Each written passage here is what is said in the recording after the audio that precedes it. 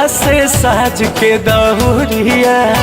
बड़ी तो यार भौजी पहन के पियरिया हो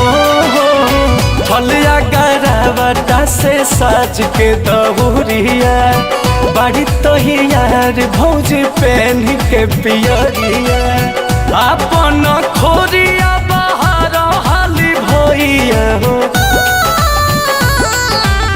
अपन खोरिया बाहर हाली भैया भौजी ही माहे जइए छठी घाट हो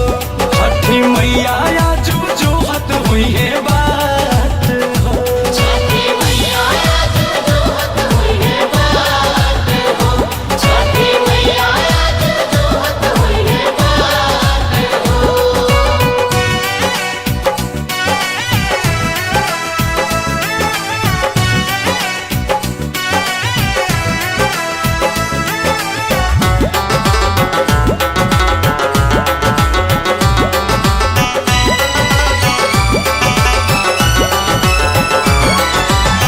तनिको न कर अब देर हो हरग के भइल बाट बेर हो तनिको न कर अब देर हो हरग के भइल बाट बेर हो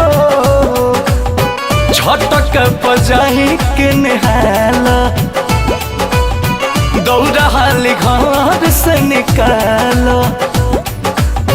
तोहरो तकर के बसंग ही पूजैया बेरा बीते जनी बुझतनी बात हो छठी मैया आजू जोहत हुई है बात हो छठी मैया आजू जोहत हुई है बात हो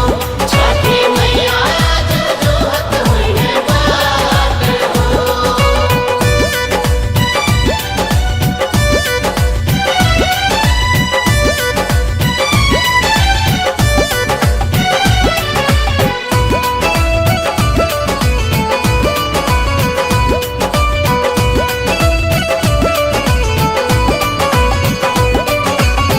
दूर बाट सूरज मंदिर हो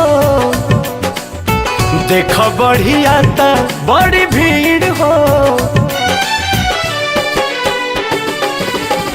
दूर बाट सूरज मंदिर हो देख बढ़िया ता बड़ी भीड़ हो गरदासिया डिह जनी सोचा जल्दी पोखरावा पहुँच